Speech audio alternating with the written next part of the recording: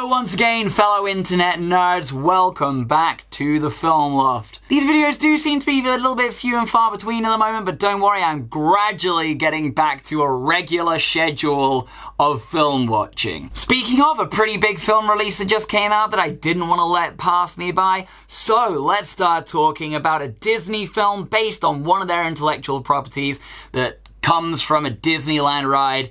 No, not Pirates of the Caribbean. No, not Haunted Mansion. No, not Tomorrowland. Wow, they've done a few of these, haven't they? Let's get into it! So The Jungle Cruise stars Dwayne "The Rock" Johnson and Emily Blunt on another swashbuckling adventure that mimics the kind of action-adventure storyline that we enjoyed from Pirates of the Caribbean and we enjoyed from 90s action-adventure films like The Mummy, The Mummy Returns, The Third Mummy. Now, of course, I am being a little bit sarcastic about this, but in actuality, I personally adore films like this. This goes all the way back to my original love of films like Indiana Jones and The Raiders of the Lost Ark. I loved films like this. I really liked The Mummy when that came out. And while this does have a lot of those Disney tropes that we've come to know about their big budget films like Pirates of the Caribbean, it is definitely filling a Pirates of the Caribbean hole left in the zeitgeist at the moment. What The Jungle Cruise does is it doesn't actually fill that Pirates of the Caribbean shaped gap with anything that's hollow or heartless or by the numbers.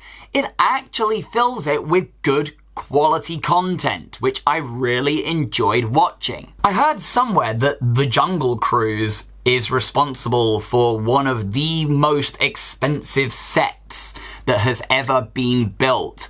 And honestly, I believe that, and I'm relatively certain that this small town that they built up on the Amazon riverside is actually an entire set that they built. It's all one big set that is all connected. I'm relatively certain it's that, and it really shows in the quality. And what also really shines through, for me personally, is the chemistry that Dwayne "The Rock" Johnson and Emily Blunt share on screen. Now, admittedly, I have lost count of the amount of films that I have seen Dwayne "The Rock" Johnson doing something in the jungle somewhere. It seems to be every other film that he's in, that he's wearing like some sort of tight, sweaty shirt and he's doing something in the jungle. He obviously knows what side his bread gets buttered, so hey, work with it. But again, I know I'm being sarcastic, but I would genuinely watch Dwayne "The Rock" Johnson in pretty much most films any day of the week.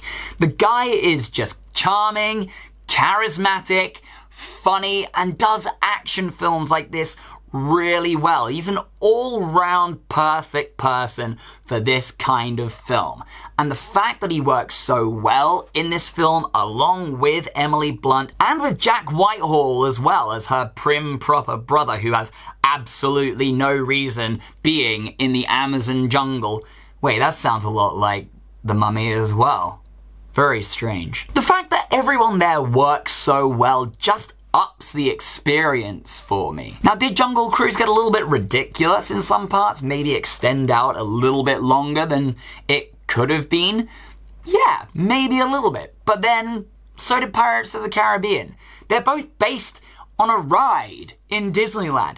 And each of these rides has a certain amount of lore behind them that you want to express in that film. Now, if I'm gonna pick holes in The Jungle Cruise, there are maybe two things that could have made the film better for me personally. Number one, some of the CGI got a little bit ropey in some places. Dwayne Johnson's character Frank has a jaguar that's on his boat, and every time you see this big murder cat, it's a little bit not right. There are some parts where I'm like, I'm not sure if this is looking all it could look. And then, much like with Pirates of the Caribbean, they are also fighting some sort of weird undead conquistador army, albeit maybe only an army of 4, but some of the CGI that was surrounding them could have been a little bit more convincing. I don't know if it was just that most of the shots that you saw them in were at night, so it's kind of hiding some of that CGI, and I couldn't really see them all that clearly. But the points that you could see them clearly, some of it didn't really look all that great. And while we're on the subject of bad guys, the German prince, who's meant to be the main villain of the piece, wasn't really adding that much to the storyline. It was more that he was the catalyst for the undead conquistadors to kind of come into the fold and then be the main antagonist.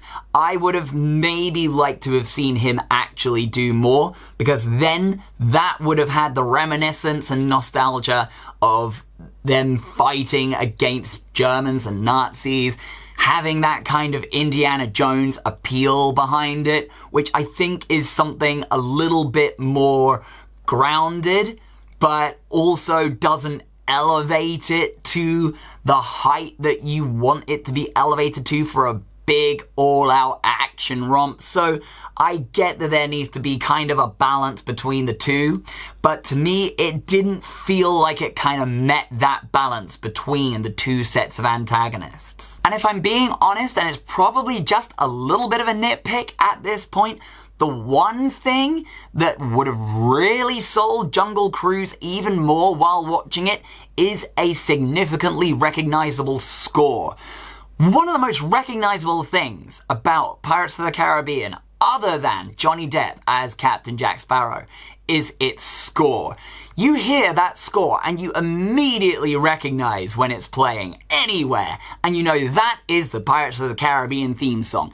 And I really think, truly, that the Jungle Cruise could have benefited from something like that. I just think that it kind of needed that at some points to kind of elevate those action scenes up a little bit more. Ultimately, Jungle Cruise fills this action-adventure gap that's been left from things like Pirates of the Caribbean and Indiana Jones and films like that that I've really wanted to see for quite a while, that plays into my love of period piece adventure films with a kind of supernatural hint to them.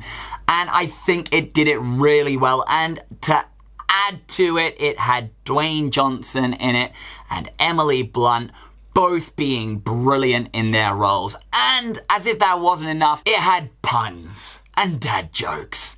Because who doesn't love those, really? I think if I'm being honest, it kind of helps that it's based on one of the rides that I like the most at Disneyland. Because Haunted Mansion, I like the ride more, but the film, So with that in mind, Jungle Cruise gets 4 stars from me. It would have been a little bit more, but I think the CGI and the lack of a notable score kind of brought it down a little bit. It was so close to getting that 5th one, because I would legitimately sit down and watch this film again straight away. So Jungle Cruise with Dwayne Johnson, Emily Blunt, and Jack Whitehall as well. Have you seen it? What did you think of it? What was your favorite part of the film? What was your favorite joke of the film? If there's a sequel happening, which is rumored to be happening, what do you think we're gonna see happen? And biggest question of all, if there was to be another movie based on another Disney ride, what would it be and why? Do you think they're gonna have another crack at Haunted Mansion, or do you think Space Mountain is the next way to go? All comments are welcome in the comment section below. Let's talk nerdy. Don't forget, we are still releasing our podcast, Back to the Review Chair. It is available on all podcast platforms. Go ahead, give it a listen. If you like it, subscribe and review. If you don't like it, tell someone you don't like as a cruel trick on them. As always, if you've enjoyed what you've seen here and you would like to see some more, you can click right here to subscribe and see some more funky, fresh videos from yours truly. And until that point, I genuinely think I need to adopt some more dad jokes and puns into my day-to-day life.